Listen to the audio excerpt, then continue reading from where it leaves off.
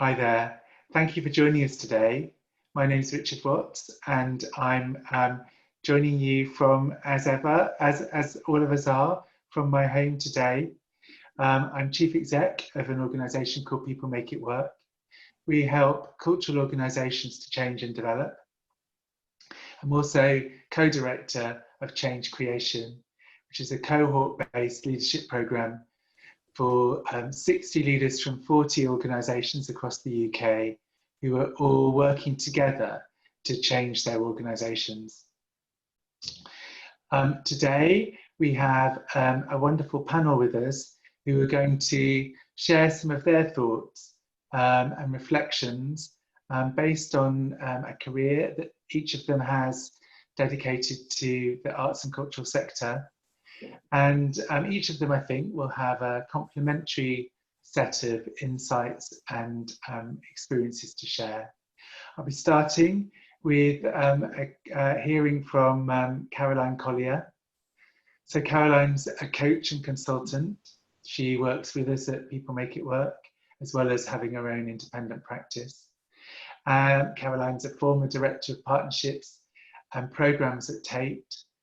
And I think today I'm expecting Caroline to share some of her perspectives as a coach, as somebody who supports organisations and individuals, and maybe thinking a bit about how we find some resilience, both personally and organisationally at this time, and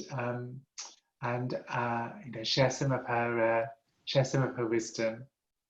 And then we're going to hear from Rob McPherson. Rob has a focus on marketing, brand and impact. He was former marketing and development director at Birmingham Hippodrome. He works with us at People Make It Work, as well as, again, having his own independent practice and his own consultancy company. And Rob's going to be, I think, helping us to think a little bit about how we communicate at this time, how we think about our marketing mix, but also, I think, helping us to think about how we pause and prioritize, find the right lens to look at this situation through, and think about how we might position ourselves with our audiences and communities. And finally, we're going to hear from Andrea Nixon. Andrea is a consultant and chair of Liverpool Everyman and Playhouse.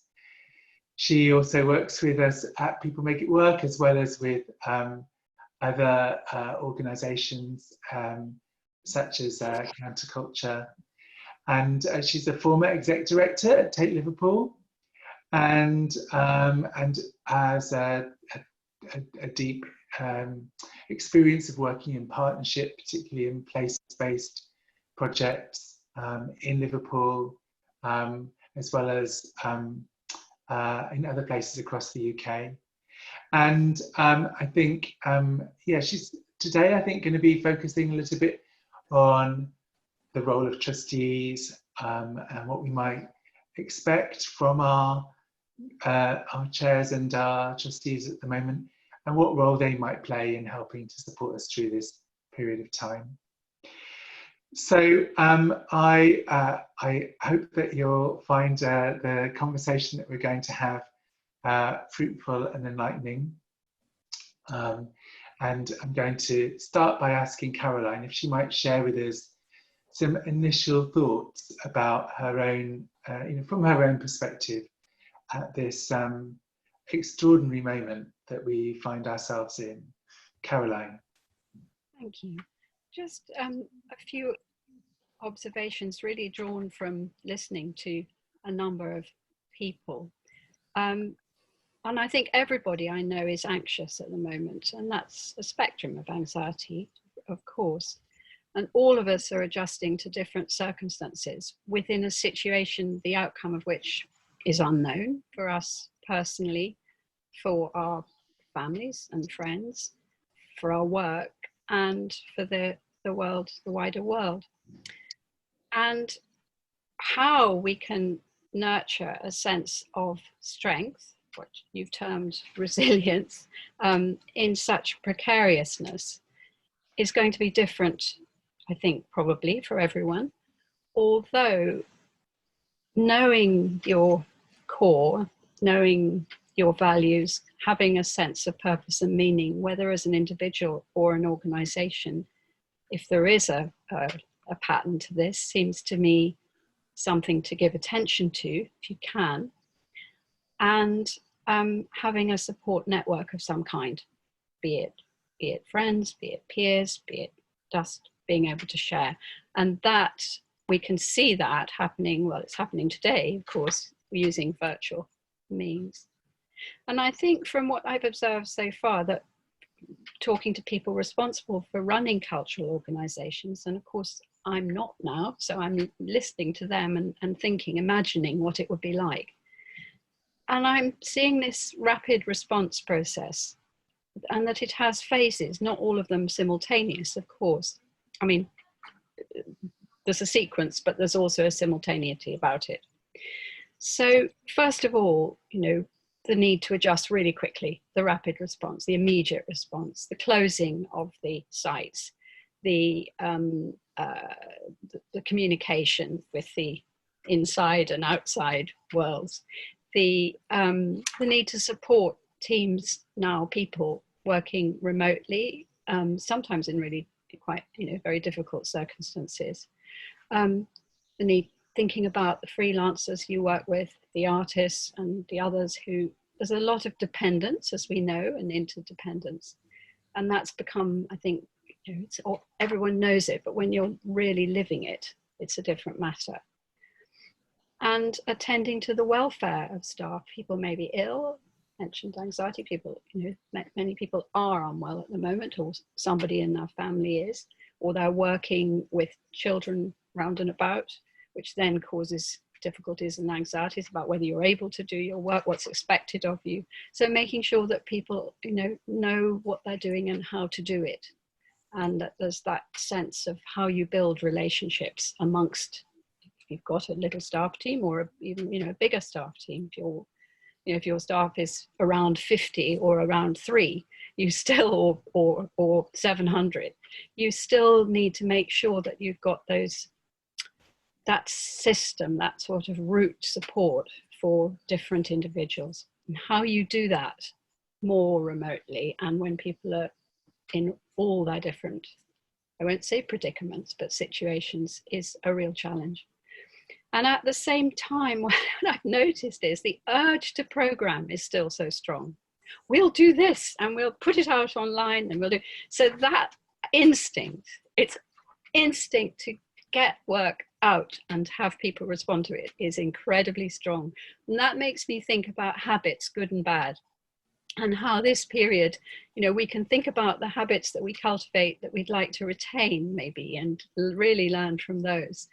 Otherwise, we may rush back onto the plane. When do we actually need to go to the meeting in New York? And I do think there's going to be lots and lots of change that we could hold on to. But for now, the other thing that I'm noticing from people, and it is only very, very recent and very, very new, and a lot of people actually haven't got time even to talk, to reflect on themselves at the moment, because they're still in that rapid response moment. And it's quite logistical, you know, it's relational, but it's also practical and logistical. A lot of arranging having to be done. And then the deciding, you know, which projects do I have to keep going? It might be that you're putting in a new IT, you know, there could be something that you absolutely have to hold on to.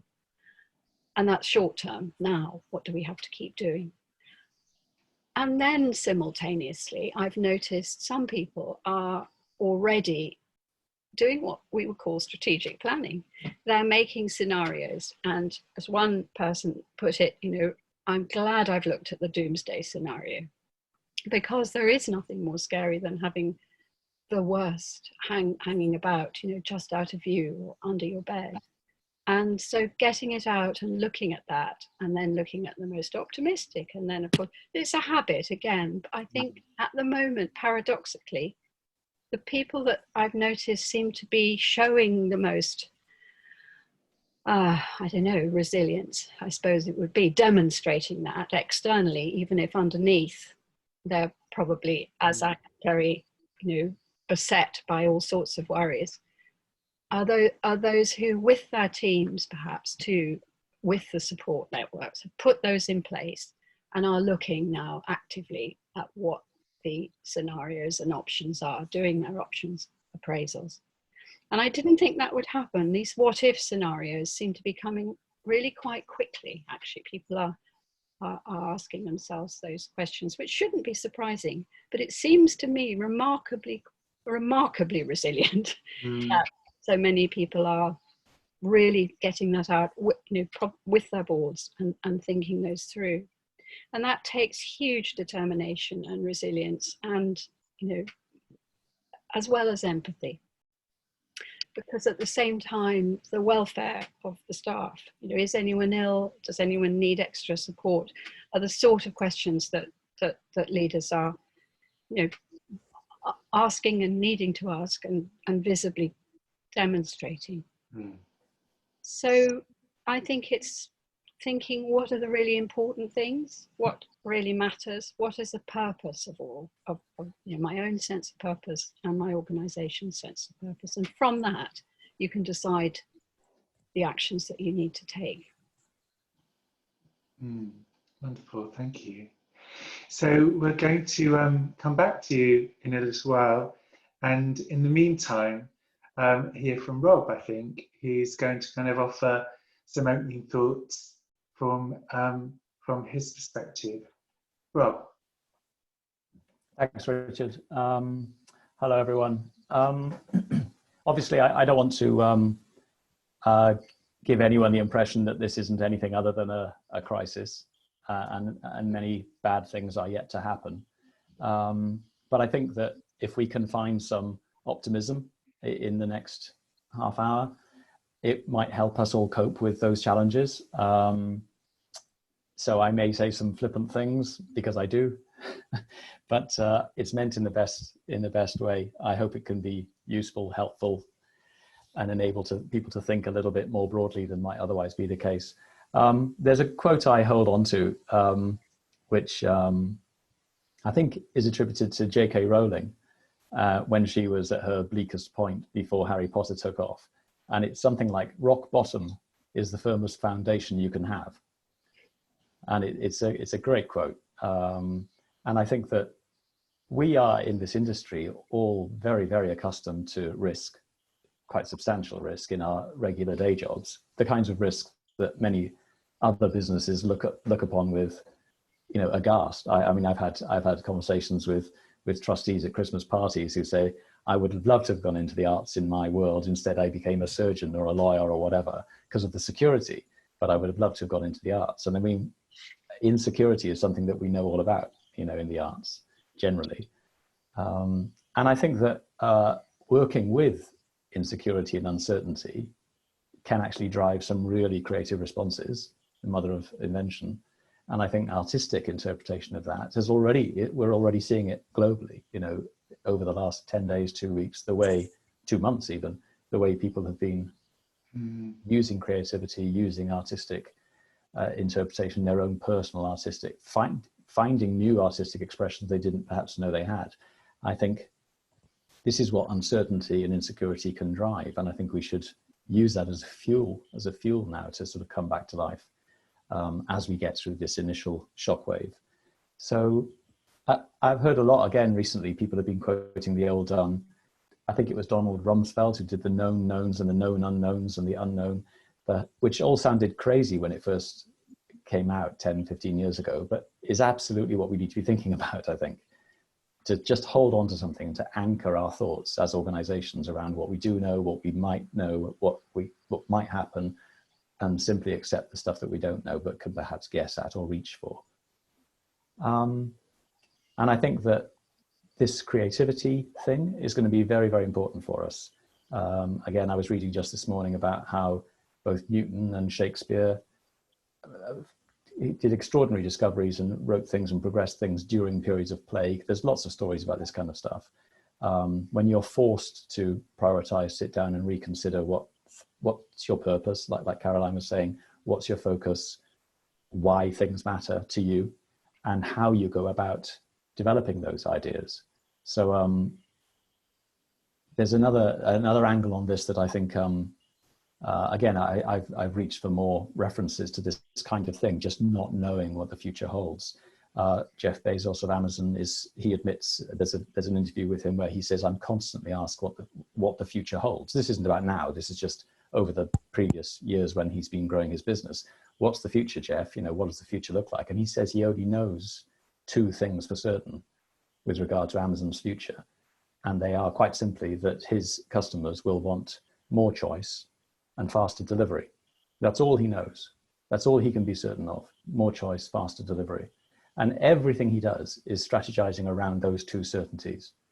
And I think that if you can have as clear a mindset as that, and not go chasing after this random solution or that random solution, or looking over your shoulder, or looking at a competitor, or just not being able to make a decision, focus on the things that you know will matter for the business, and orientate your strategic thinking around what those things are. And just finally, I think what we can talk about now is this creativity thing, and how in the arts, our stock in trade is storytelling. It's about human connectivity. It's about belief, about emotional expression. This is what's happening. Everybody is doing this now. And I think the arts can step into that space and legitimately occupy it and own it and share it with other people, perhaps for whom the arts have been very, very distant in the past, who will now see this is a real core essential. Isn't it interesting how the mood and the language has changed from unskilled workers to essential workers, and that there's not many of the so-called skilled workers in the essential bracket at the moment, the bankers and the lawyers. Well, there are, of course, but suddenly we're looking upon people's skills in a very different way. And I think that the arts, again, will be looked upon as a more essential core to a civilized community.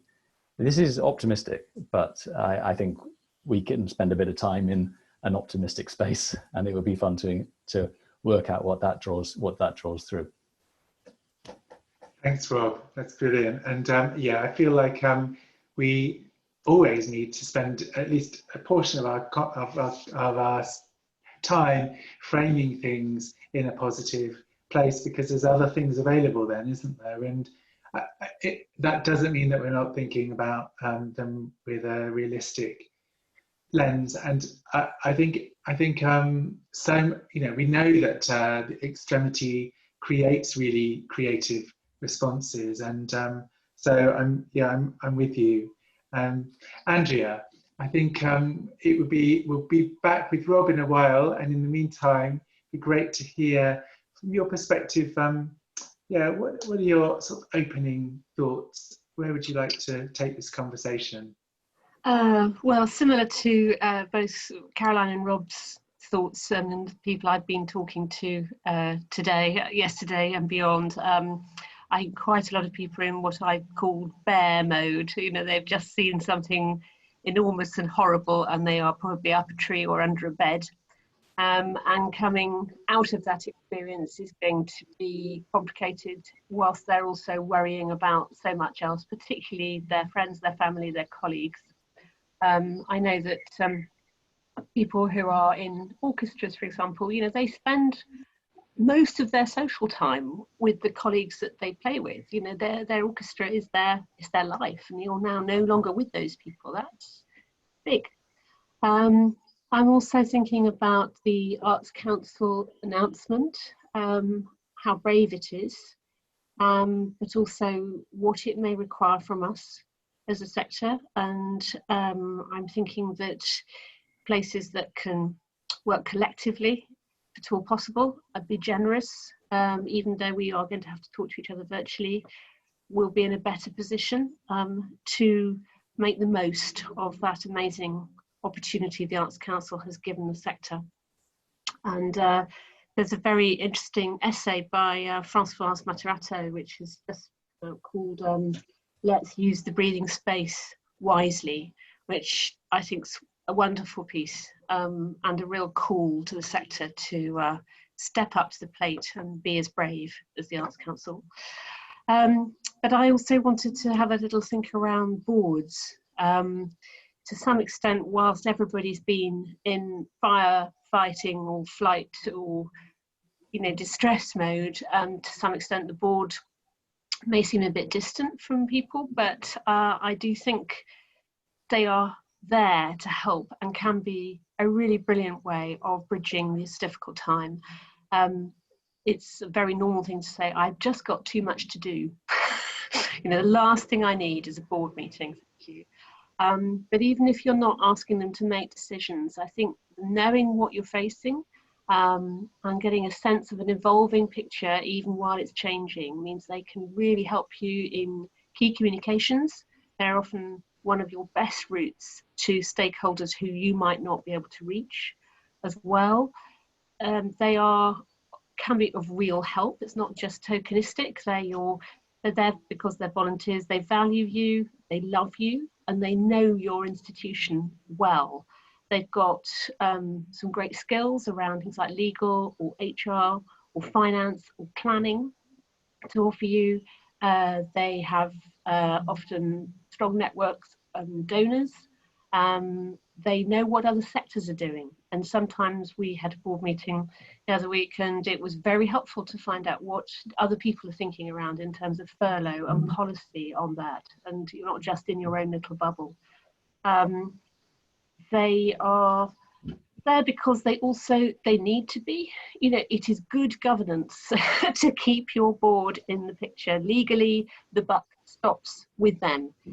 They are responsible for the strategic oversight of an organisation's viability. So if your organisation is in trouble, the board need to be with you every step of the way and help you assess those situations and take some often difficult decisions. But they're there to really support the staff as well. I think good boards are generous. They want to help, and I found that people will give a lot of individual support and mentoring and coaching to different members of the team. And I think people can find that really helpful to have one-on-one, someone who is not their colleague, who they know they can trust and they can have a confidential conversation. And I think the board will also have a really important role when we're coming through this to help the organisation think about what is that new normal, what is the rebuild, and they will be much more helpful on that if they've been part of the journey with you. And in terms of, well, how best, this is why you need to, but also how best can you do it. I found myself that, we can't meet physically anymore, but we can meet virtually, and we've been quite strict about the protocols of Zoom and putting your microphone on and off and waving, because otherwise we can't do air traffic control to make sure everybody contributes. It's been wonderful that you can change something, so you could change the time of the meeting, which you've never been able to do before because sometimes everybody's back at home. And I think having that, certainly for the senior team and the chief exec in particular, having perhaps a little nucleus of the board, I would say definitely the chair of your finance committee and your chair, and perhaps a couple of other people who you probably at the moment need to be talking to them maybe every day, certainly around cash flow, definitely every week. And as long as they are, being legally in the right way, that they are relaying information to the rest of the board, they are there to help take the pressure off you. And I think finally the other thing is to just bear in mind that the board are under the same pressures as you. They are homeschooling children, they are worrying about their elderly relatives, they are trying to keep their own business alive. So the communication doesn't all have to be formal. People will emote with what people are feeling as human beings, and I think in some ways we can have closer relationships with our boards than ever. Thank you so much, that's really helpful. So I think we're going to kind of come back to you, Caroline, if that's all right, and hear a bit more about your perspectives around other do you have any recommendations or any sense of what some of the things are that leaders might want to do at the moment in order to manage these circumstances, manage their responses, the people that they're working with?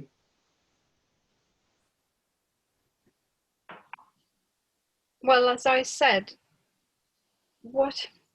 finding what keeps you going, what gives you the strength to give, because there's a lot, I think there's a lot of giving being done, a lot of generosity, a lot of care, and a lot of people depending, a sense of a lot of people depending on you, which is where Andrea's point about, you know, really using those around you, boards certainly, and also, you know, peers and those you can trust.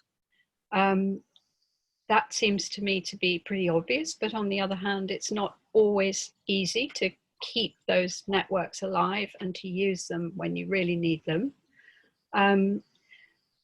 So it's hard for me to advise on what is the, you know, the way to keep yourself able to think clearly and to give out support at the same time as being able to keep your own welfare and health going.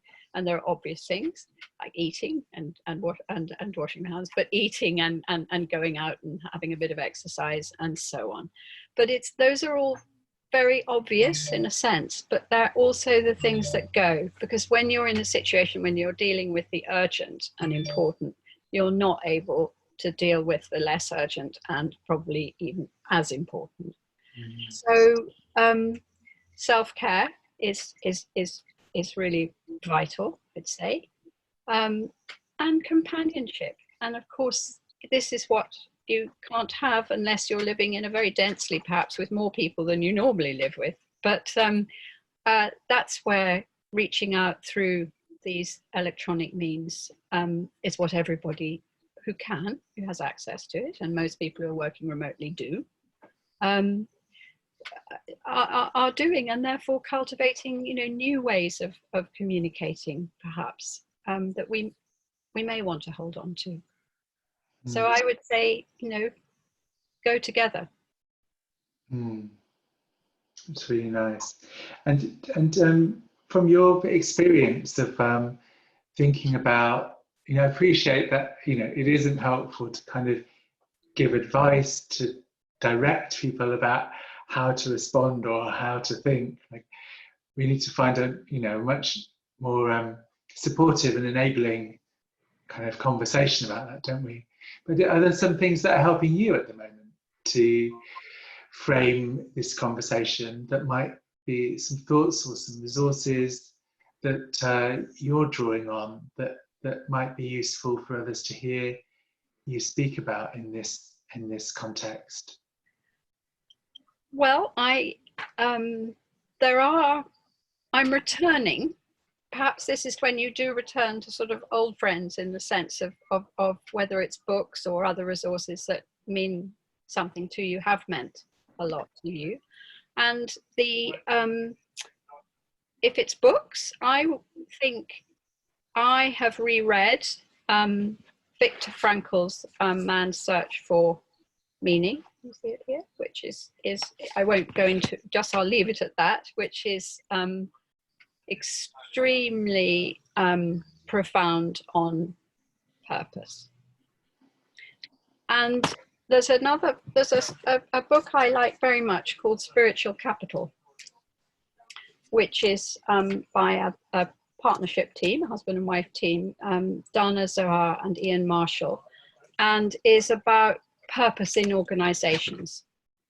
And so those two I've been, you know, looking at over the last days, along with poetry, of course, and anything else, you know, you want. But in terms of neither of them exactly textbooks. Certainly Viktor Frankl's isn't, but I find them helpful.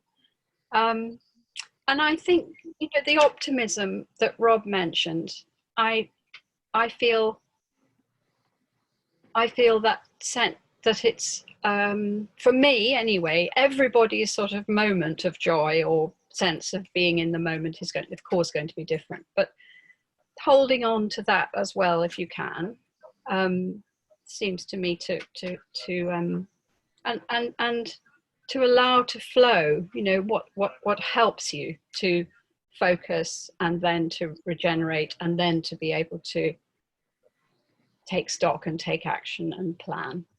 And as others have said, you know, uncertainty and risk can be very creative and are something that many people are familiar with, and a sense of precariousness. But that's all very well when you're not, you know, dealing with people's you know, cessation of income, or you know, or worries about health, and those two things, I think, make this somehow very individual. I think that's what I'm thinking. The uncertainty is not just a precariousness of situation. It is a very almost physical sense of unease that I think people are experiencing. And so as a leader of an organization, recognizing that and tuning into that without it overwhelming you, and providing that, you know, that sense of knowing how to do it, as I said, and being able to give some sense of options for if not guessing the future. And I must say, I'm not sure about choice and speed. I think one of the things we may learn is that we've got too much choice and things happen too fast. So maybe Amazon's business model needs rethinking in the light of all this. I'm sure that's right. I'm sure that's right. Thank you, Caroline. It's been really helpful to spend some time with you today. And I think I'm going to move to Rob, if that's okay, Rob, to ask, you know, what steps do you recommend that should have been taken, or that people should take now, if you're thinking about it from your sort of professional discipline perspective? Yeah, I had to think about this, and I thought, well, I like thinking in metaphor and visuals, so I was talking to somebody, and they were saying, you know, we're going to be in this recovery position for some time. So I looked up the recovery position, and I just thought, yeah, well, we're all sick now, so let's have a look at what that means. And I mean, I learned it like so many other people learn the recovery position as part of health and safety training. And I thought, just without being too, you know, I don't want to stretch it too far, but there are some processes here which are quite interesting. So the first one up on the St. John's Ambulance recovery position is clear the airways and stem the bleeding, which I translate as, you know, that's what everyone's been doing for the last 2 or 3 weeks now, what the Arts Council have been so brilliantly leading on. Ensure the finances are as secure as possible, reassure and clarify with staff. And I think that, you know, part-time, full-time, and casuals and volunteers all need that clarity and that security. I think it's definitely going to be the case. You see a lot of this on social media, especially from younger 0 hours contract casual workers, that people are going to remember how organizations treated their staff. You know, that's going to be so crucial. So I think that secure finances, clear the airways, stem the bleeding is the first step. The next step that traditionally comes up in the recovery position process is remove bulky items, which is, you know, take people's glasses off, neckties, whatever it is, you know, that's the process. But I think that operations now have got to be clear on what projects, what bulky items they want to shelve or postpone, you know, and they should be really clear, so nobody's left wondering what's happening, especially if you've got freelance project workers. Be honest with people, you know, consider the options, consult widely, and make a decision and communicate it strongly. If you can get those things done, it will just clarify, because nobody wants to be in position of, is it on, is it off, what's happening? If you can be clear, I think it's fantastic. The third one on the traditional recovery position is to make comfortable. And I think that we've all commented on this, we should all cut ourselves some slack, we should lower our expectations, take it at a smaller pace, at a gentler pace, allow plenty of time for audiences, staff and trustees to gather themselves around a challenge. And I think that will give us a chance to recover. And I think that this process is absolutely, as Andrea said, it is about creating, I think there's two things here. I think there's that nucleus of tight leadership team taking soundings, being honest with each other, you know, being considerate, but also being very honest as a tight core. But at the same time, I think that there needs to be an openness to new ideas from anywhere. I think this is really, really one of the exciting, optimistic parts. I think people should be really thinking hard about how do we get strong ideas right up the ladder fast, up the hierarchy, so that it's not just all expecting the genius moment to come from the senior team and the board. It's grassroots. You know, it's so box offices who are currently going through refunds, donations, conversions to on-account credit. There's lots of communication going on with the punters, which should be fed back up the ladder fast as possible. How do you do that? Is it Slack channels? Is it Trello boards?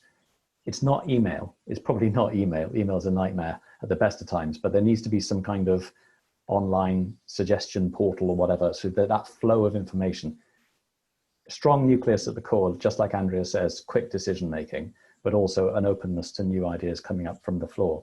There's some great examples of left field ideas that finally become good. Everybody knows the post-it note story, this thing, you know, this was glue that didn't work. What can we put that to good use for? It's tear it off, stick it again. Nobody was looking for that, it just happened. There's two more recent examples. Actually, Slack, I've just mentioned. Slack was a kind of accident. It was a back channel thing around a gaming platform, as was Flickr. This was an accident. Nobody was looking to create a photo sharing arena. It was just a back channel area for a similar gaming platform, the same people involved, remarkably. So I think that new ideas could come from anywhere. And it's really, really important that organizations really orientate themselves around that, get that feedback flowing really, really fast. That's something I think people could be doing now. Great, thanks, Rob. And what do you think we're learning at the moment? For me, I think that there's flattened structures is very important. I think that language, I mentioned it earlier, the whole business of really choosing our language very carefully. I think that for a long time, organizational development and strategic planning has relied on militaristic language. This is not new, this isn't me. I've read about this, people have commented on it. The whole concept of being very sort of campaigning, very territorial, very competitive, very target driven, you know, running PowerPoint presentations with bullet points. It's all terribly aggressive and I don't like it. I never have. I mean, I'm competitive, sure, but I find a lot of that language quite difficult sometimes for people to find a way in. And I think the idea of nourishing and nurturing and growing, without, again, stretching metaphors too far, but it is about investment, it's about organic pace of change and really checking whether you're delivering against what you're intending to do, but growing and harvesting rather than targeting and conquering. That's where I think we should put more of our effort now. Great, thank you. And do you have some top tips for people at the moment? I've noticed a couple of very good things that have really resonated with me. I'm a big fan of Mark Ritson. I think if people don't know him, they might not know him from arts background. He's much more of a commercial marketer. He has a column in Marketing Week and he's very outspoken, does some fantastic videos. And he's written recently about how we shouldn't, the arts marketers should not forget the 4 Ps. There's only one P that we're really, really focusing on at the moment, the promotion, the communications P. And we're doing it well. Everyone's doing it really, really well. And brands are reaching out, talking to their consumers, and, you know, reassuring people, which is brilliant. The communication dial is at 11, and that's really, really good in many ways, as long as it's sincere. But he fears, and I fear too, that people will forget that there's also adaptations necessary for beyond promotion. There's adaptations necessary for the product, what you're offering, for the price, exactly where you're positioning it, placing that price, and also for how you, the placement within the market, the channels that you're using. And I know that people have been, you know, I came off a Zoom session just now where John from The Space was talking about new funds to enable people to be better at choosing new online channels to convey their offer. That's incredibly important. There's the great examples that Ritson gives this week in Marketing Week are really worth looking at. So opening the shops earlier for older people came from Iceland frozen foods, and it came from the shop floor, just like I was saying. It was members of staff who just said, let's just do this. This has now become an established norm. They started it, gained a bit of a competitive advantage, if you like, and it's clever because it just looks at that marketing aspect as how can we bring this to market? How can we make that more available? What could the arts do along a similar scale when the time is right? You know, I've seen the way people are selling stuff has changed a great deal. So for instance, I've seen on my own social feeds that some local independent bars have been talking about selling their bottles at the door rather than people going in for a cocktail. They're selling them the bottles that would make up the drinks and building that community relationship. And, you know, I do wonder how many theatres could sell now to their friends or otherwise by delivery cases of wine. Maybe cases of wine signed by famous actors. You know, is that a purchase? Is it a donation? Is it an auction prize? There are some really, really clever ideas, I think, that, you know, you can see out there now. There's one very, very heartening thing that TicketSolve and Spectrix have both put out free software to integrate with any ticketing system or any mobile email system to enable people to choose whether to, in exchange for refunds or as an alternative to refunds, to make a donation or put account credit. And you can do this at bulk scale through email now for free through Spectrix and TicketSolve on any system at all. And they're saying that over 60% of people are making a donation of sorts. They're not all going for refunds, and that is making it much more automated, much simpler. So I think those are some top tips. Really look at that stuff, and take a few risks on some new ideas. And so, who's doing some of this stuff really well? Finally, where, you know, there's some scenarios or examples or things that you could point to beyond the things you've already talked about. Yeah, the community engagement thing, I've seen some fabulous stuff on that. The thing I really loved this week was the Sofa Singers project. I think his name's James Sell, and he's just got, you know, 5,000 people all singing along. This is brilliant. This is semi-professional, also very amateur. I think it's important that the arts community recognize it, applaud it, signpost it, and don't try to copy necessarily or compete with it, but just reward it and acknowledge it and give it a move. That's really, really important. I think what the Royal Academy, if people want to follow the Royal Academy's communications at the moment, is superb. There's a guy there called Adam who used to be at the Museum of English Rural Life and was phenomenal on their social media channels. And he's brought all that skill and intelligence to the Royal Academy, who are doing fantastic stuff. You can't come and see our art on the walls, show us your art and share it through, etc. They're doing doodle ideas for homeschooling for kids. Similarly, Birmingham Museum and Art Gallery have pushed their virtual tours, so you can look around the entire space. It's really great, hugely interactive, very, very clever. It was already something they'd done last year, and they just rolled it out big time just now recently. My old guys at the Hippodrome, they've been people who've booked for Mamma Mia and for Phantom and for Hairspray and for Priscilla. They've sent them all the links and said you can watch those shows in their film formats, but they're coming back to us hopefully soon. We'll be postponing or rescheduling. So there's a sort of friendly, trusted signpost I think people will still really value. I think what Sam West is doing is fantastic. He's doing a poem. He's like on request poems every night. Again, it's that thing I was just mentioning, get one of your famous actors to sign a case of wine or something and sell that. If you can get some of your famous people to step forward and do something through your channels, then that will reconnect, I think, and make people feel better. So there's some ideas anyway. I think really nice. Great. Thank you very much, Rob. That's been brilliant. And finally, then to Andrea. So Andrea, yeah, where would you? We talked a bit earlier on. You talked a bit earlier on about what boards can do and what we need to rely on them and involve them. What do you think? How do you see boards responding at the moment, and what kinds of things do you think leaders need to be doing in order to get the kind of board engagement you were describing? Well, I think that the kind of communication is critical, and thinking about how often and in what way. I'm with Rob. I think email is often not appropriate for this stuff. The telephone, I think, has come back properly as a really good way of having formal and informal communication of the right length.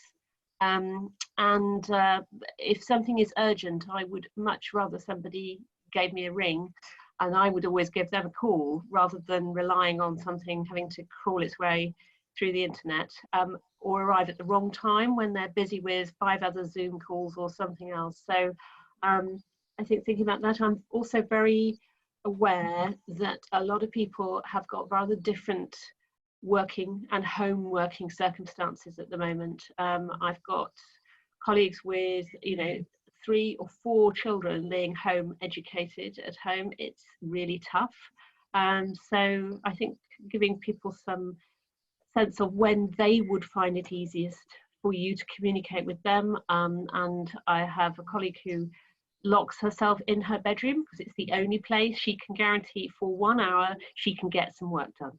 And therefore we need to know that and be mindful of that and respect that. And where people can, in a very easy way, share with each other. So in smaller towns and cities, we don't all live very far away from each other. We can actually, not necessarily physically see each other, but we can put things through our letterboxes. We can find ways of sensing what others are doing well. I'm a great believer with Rob that we look at who else is doing it well, often outside the sector. One of the things I've been thinking about, partly because Liverpool, where I work, has such an enormous population which works within the National Health Service, we are going to need to be very grateful to these people. We're going to need to honour them and cherish them. And I think as cultural organisations who are part of a place, so somewhere like the Everyman is very loved, it is very much part of Liverpool. What is it that we are going to be able to do both now and in the future for those communities who are going to be so incredibly important for us now? And I think, as Rob said, that people won't regret that, and they also won't forget it if we do it well. Thank you. And of course, different boards at different scales of organisation need different types of board, don't they? And the role that boards play in organisations can be so different depending on scale. But what do you think some of the sort of short-term and sort of longer-term things are that boards should be thinking about doing right now in order to support the organisations that they're trustees of through this particular moment? I think, well, being very clear what it is not your job to do. You are not the executive. That is their job. Your job is to make sure that the long-term future of the organisation is viable and it is well governed and supported. But I think working with the senior team, or it might be one person, and there may be just a very tiny organisation, but being clear what it is their role, what it is the board's role, and where that is a sense of joint ambition. We've certainly, on several boards I've been involved with, had recalibrated our governance framework to cope with these rather extraordinary times. How are decisions going to be made? How are they going to be communicated? When do we need to have that discussion as a full group of people? And when are we delegating authority? In what way? And what can carry on running as it did, and what needs to change slightly? I think also the Arts Council have been amazingly supportive. All the organisations I've been working with and involved with, they are absolutely all over it. Their relationship managers are full on. But again, I think making sure from the board's point of view what the Arts Council are expecting, and how we can keep working with them. And like Rob, I'm optimistic that in a funny way, I think this will bring us all closer, and there'll be a bit less them and us between funders and funded organisations. That's nice. And you were talking earlier on about kind of the opportunity that Arts Council has created around collaboration in places. And I know that place-based collaborations are a really important part of your career experience in history, whether that's in Liverpool or Dundee or in other places that you've helped to foster those relationships. Have you got any recommendations or insights about how we can respond from the perspective of the community rather than just from the perspective of the organisation at times like this? Well, of course, we are all in communities, we're all part of them, just as we are all audiences. So I think being aware of what our communities are wanting, thinking, feeling, needing, I think that's going to be particularly important when we're looking ahead at the kind of artistic work that is going to be important for audiences going forward. It may not be what was in the programme. I've forgotten the question, Richard, sorry. I was wondering about how to enable organisations to collaborate and think about the community in place as much as their own institution, if you like. Yeah, well, certainly my experience has been that really tricky stuff, you know, not necessarily at this scale, but things which can appear awful, disastrous in some way, can be a catalyst to bring collective thinking together.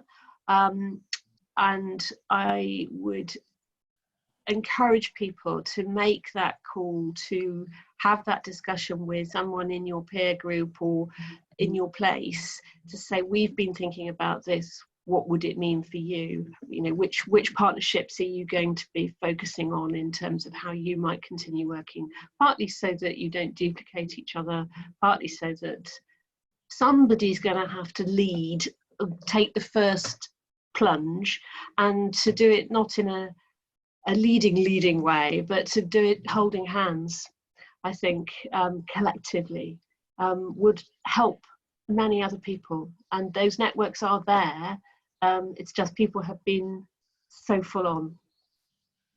That makes loads of sense, thank you. So I think we're shortly going to draw this conversation to a close. I thought I might thank you all and ask whether there's a final comment from each of you, or if there isn't, then it might be a final goodbye. So I must say it's been absolutely brilliant to have you, each of you, here with us today, each of you giving your time for free in order to share your insights, and I think offer in all humility a contribution to our change creation cohort, our People Make It Work customers, and others who might access this piece of film. So I wonder if in turn I might see whether there's a final thought or something you've noticed from this conversation, or else just a cheery farewell. I'm going to start with you again, Caroline. Well, I think in listening to this conversation, listening to Rob and Andrea, and in listening to the people I've been talking to over the last week or so, I just feel incredible admiration actually for the realism and pragmatism and positivity that you bring to this, and that all those leaders of cultural organisations that I've spoken to share. And so, although I've emphasised anxiety, possibly projecting my own a little, I think I have been really in awe of the resilience and determination and humour as well of all my colleagues in this situation, and the creativity. And I have no doubt that wonderful solutions and ideas are going to come from, I think what Rob says about listening is incredibly important, being attentive at this time. And from that will come amazing ideas, I think. and different kinds of solutions. And I feel so strongly that if we can learn habits, really good habits now, please let's hold on to them when, as inverted commas, normality resumes, because it will be different and we can make it good and different, I think. Thank you. Rob? I agree with all that. That is a good summary. So you mentioned before recommending things that people could perhaps refer to. I'm just going to plug a couple of books. They're not mine. They're just books that I really like that people might want to have a go with. So I don't know if people know the Do series. I don't know if you can see that. This is a published series which are fantastic. And Robert Poynton has written this one on improvisation, which is just amazing. I'm working through it now, but he references that role within the arts, you know, how people improvise. It's very good because I think in the arts there's a lot. It's not like a business book. It doesn't feel like a business book overdoing that. It speaks our sort of language, but it is about, he says, notice more, use everything, let go. And like an improviser would do, everything's an offer is the thing that so I think that's what we need to do it right now. We need to look at every single opportunity and say, what can I do with that? The other guy who's superb, very amusing and great read is this, which is Rory Sutherland, Alchemy, and the power of ideas that don't make sense. It really makes you think differently, more laterally about what the opportunities are, and reconsider what your priorities are.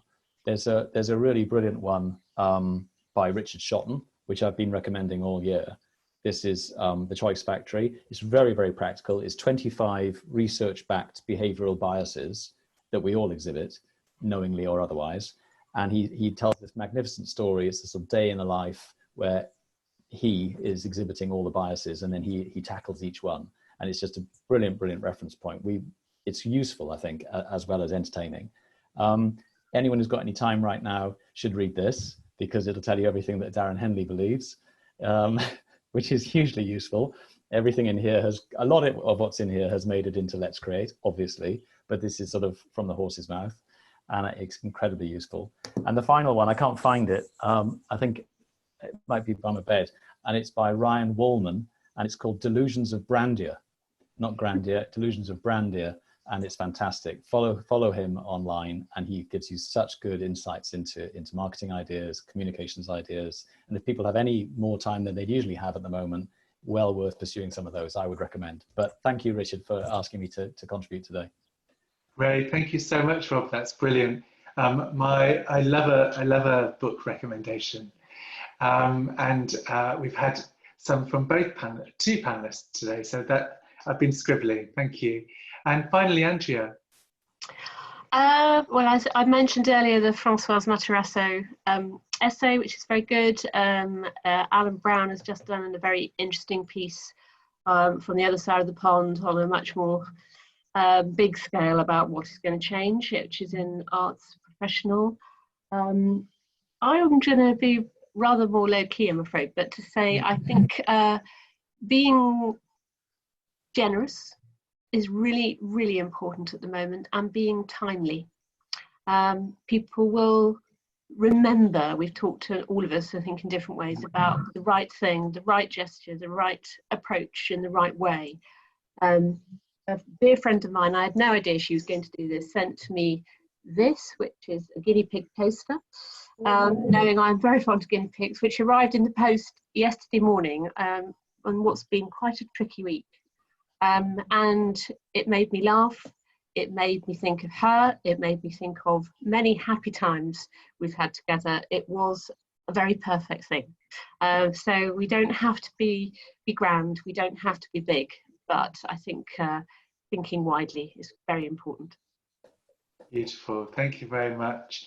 I love that coaster, and I love the story, and I love the intimacy and authenticity of that, which, as you say, is so important always, and perhaps most particularly right now. So thank you all so much for joining us today. Thank you for sharing your insights and perspectives. It's been absolutely brilliant to spend time with you, and I'd like to thank you for your time today. I'd like to thank all those who've carved out some time to be with us in this recording. Thank you for choosing to spend a bit of time with these wonderful people, and we send you the best of wishes in your endeavours. We know that our cultural institutions and our communities are in really safe hands, so thank you for that.